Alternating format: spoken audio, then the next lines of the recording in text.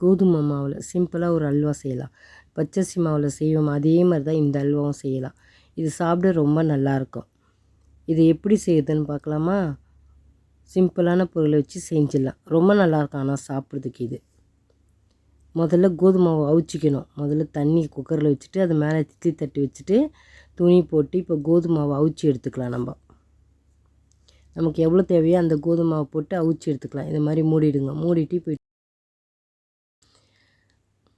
ஒரு 10 நிமிஷம் 15 நிமிஷம் இப்போ வெந்துருச்சு. அதை எடுத்து நீங்கள் தொட்டு பார்க்கணுன்னு வேணாம், 15 நிமிஷம் போதும், மாவு வெந்துடும். இதனால நான் தொட்டு காமிக்கிறேன் பாருங்கள். வெந்துருச்சு. எப்படி கொலக்குலன்னு பிசு பிசுந்து இப்போ எப்படி இருக்குது பாருங்கள் மாவு. அவ்வளோதான். இதை எடுத்து நம்ம ஆற வச்சிடலாம். இதை ஒரு தட்டில் கொட்டி இதை மாதிரி கட்டி கட்டியாக இருக்கும். இதை அப்படி கையில் உடச்சி விட்டு ஆற வச்சுருங்க. ஆற வச்சுட்டு இந்த கட்டியை நம்ம எப்படி தூள் பண்ணுறதுன்னு காமிக்கிறேன்.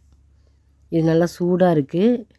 கொஞ்சம் கையில் சூடான பிறகு உடச்சி இதை மாதிரி ஆற விட்டுருங்க. ஆற விட்டோடனே மிக்ஸி ஜாரில் எடுத்து ஒரே ஒரு சுற்று விடுங்க. அவ்வளோதான். நல்லா மசிஞ்சிரும் அந்த கட்டிலாம். இதை பாருங்கள், ஒரே ஒரு சுற்று எப்படி மசிஞ்சு பாருங்கள். அந்த கட்டிலாம் உடஞ்சிருச்சு பாருங்கள். அவ்வளோதான். இப்போ இதை எடுத்து தட்டில் கொட்டிட்டு இப்போ நம்ம இதுக்கு தேவையான பொருட்கள் பார்க்கலாம்.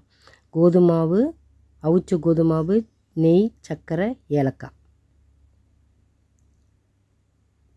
இப்போ இதை நம்ம எப்படி செய்கிறதுன்னு பார்க்கலாம். திராட்சை. இப்போ ஒரு பாத்திரம் வச்சுட்டு அதில் தண்ணி ஊற்றிடுங்க. தண்ணி ஊற்றிட்டு ஏலக்காய் சேர்த்துருங்க. சர்க்கரையும் சேர்த்துருங்க. சேர்த்துட்டு நல்லா கரைச்சிருங்க. சர்க்கரை கரைஞ்சவொன்னே தான் மாவு கொட்டிட்டு மாவு கொட்டி கலரணும். சர்க்கரையும் கரைஞ்சிடுச்சு.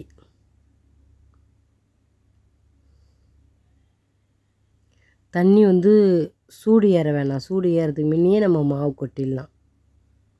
சூடு ஏறிட்டால் உங்களால் கலர முடியாது, கட்டியாகிடும். அதனால் தண்ணி சில்லுன்னு இருக்கும்போதே சர்க்கரை கலந்த உடனே மாவு கொட்டி கலரிடுங்க. இல்லைன்னு இது மாதிரி கட்டி கட்டியாகிடும். அதனால் கரைச்சிட்டு அதுக்கப்புறம் ஸ்டவ்வில் தூக்கி வைங்க.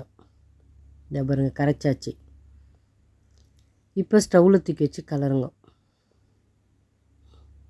இது வரும் பபுள்ஸ்லாம் வந்துடுச்சு. இப்போ அது ரெடி ஆகிடுச்சு. நமக்கு இந்த அல்வா ரெடி ஆகிடுச்சு. இப்போ இதில் கொஞ்சம் நெய் ஊற்றி நல்லா கலரிட்டு இறக்கிடலாம். அவ்வளோதான். ரொம்ப நேரம்லாம் இருக்கணும்னு இல்லை, ஏன்னா அவிச்சிட்டோம் நம்ம மாவு. இப்போ இதில் திராட்சை சேர்த்துடலாம். இதுக்கு திராட்சை சேர்த்தா தான் ரொம்ப நல்லாயிருக்கும் சாப்பிட்றதுக்கு. திராட்சை சேர்த்து கலரிட்டு இறக்கிடலாம். அவ்வளோதான், ரெடி ஆயிடுச்சு. சாப்பிட்டு பார்த்துட்டு எப்படி இருக்குன்னு சொல்லுங்கள். நீங்களும் இதே மாதிரி செஞ்சு பாருங்கள். சாப்பிட்றதுக்கு இது ரொம்ப நல்லாயிருக்கும். ரொம்ப ஈஸியான முறையில் செய்யலாம். நிறைய பொருள் கூட போடலை. நீங்கள் உடனே செஞ்சு சாப்பிட்டு பாருங்கள். இதை லைக் பண்ணுங்கள், ஷேர் பண்ணுங்கள், மறக்காமல் நம்ம சேனலுக்கு சப்ஸ்கிரைப் பண்ணுங்கள். தேங்க்ஸ் ஃபார் வாட்சிங்.